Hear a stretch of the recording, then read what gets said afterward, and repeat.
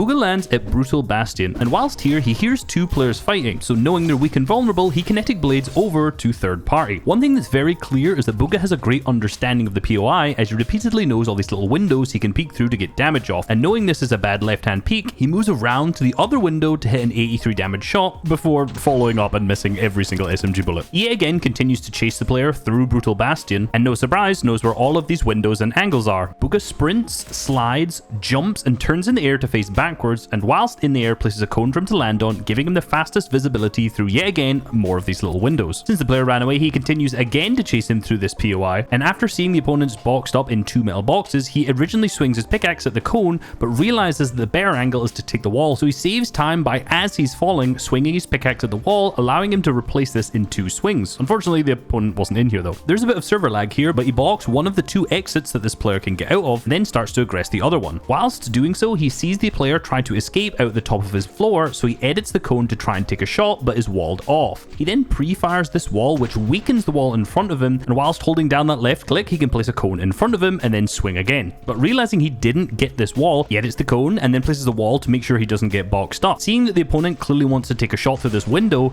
he blocks that off yet again, goes out to the right and places another cone to ensure he doesn't get ramped off. And he does finish the fight with a pretty poor left-hand peek, but one pumps him because it's Bugha. Now, there were so many little micro actions that happened in such a short space of time, but there's three main ones you should put into your gameplay. First one, whilst falling, pickaxing walls saves a bunch of time and can catch players off guard. Second one is placing cones right after you pickaxe or after you shoot a shot, as there's absolutely no delay here. And the third one is preventative peace by placing this wall here to ensure he can always escape and not get boxed up, and the cone directly after to ensure the opponent can't ramp over him. Another great example of it is this clip where he drops down, hits the wall, and then takes out his pump in case the opponent edits, but misdirects by jumping above, double pickaxing here so that the opponent's focus is there, and then dropping back down to the wall originally and editing it open. Unfortunately, the opponent does run away, and he actually ends up finishing this fight by yet again running straight into his face in 50-50. Outside of the final moments of a 1v1, he does play very carefully, however. Notice how he repeatedly swings at this wall over and over, and you may think, well, surely the opponent will edit on him,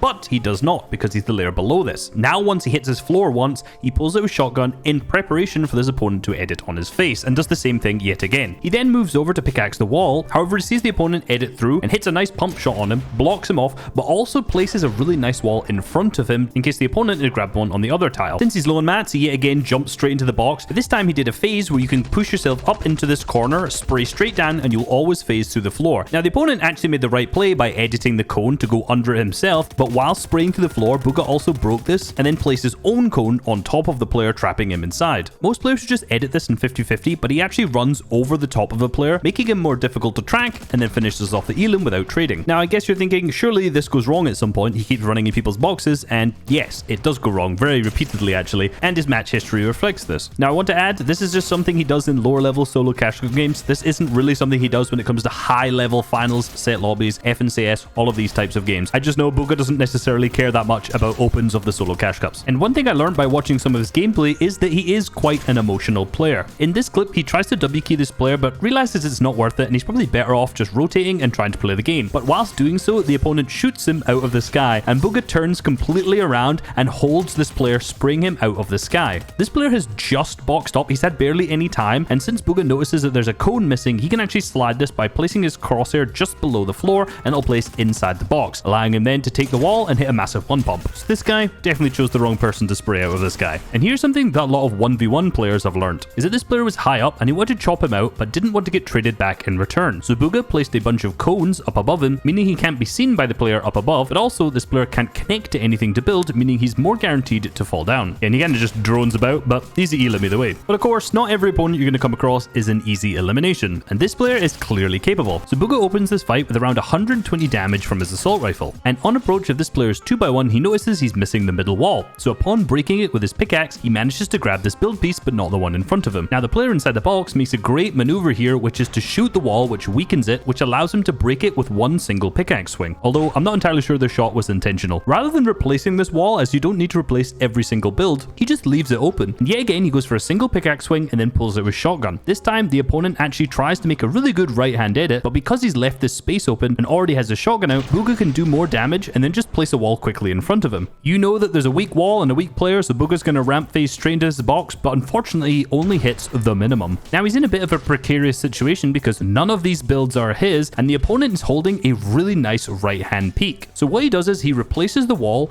opens a large edit, and then resets it, hoping that the opponent will break the wall and that he can trade the damage back. But instead, he just runs away because he's so weak. If you watch from the opponent's perspective, you can see that he actually tries to double edit through the floor, but notices that Bugha is already watching him with his crosshair out, so decides to try to heal instead. Now, he's already seen that the opponent has the tendency to run out to his left or to Bugha's right, so he places a wall here and a ramp here to block off two different exits. After breaking the wall, since he knows the opponent has a tendency to go out this side, he jumps on top of the box, places a wall in front to ensure the player can't go that way, and then pieces with the ramp and floor. However, because the opponent has played this slowly, he's sitting on this ramp and watching what Bugha does. So as he pieces this up, he just backs off straight into his box, resets his edits a right hand peak, and then as Bugha breaks the wall, pre-fires him for 120 damage. So now he's in the opponent's box with absolutely none of these build pieces. So he predicts the opponent is going to edit his cone, and as he tries to shoot the other player, he looks up and replaces this broken piece with a ramp. Since he now only has one build to work with as everything else is the opponent's, he ensures he moves to the far left of the box and then pulls an edit towards himself, meaning that the opponent is completely hidden and on top of this ramp, allowing himself to pick up this elim. There are a ton of little micro mechanics you can learn from this, similar to a lot of the other examples,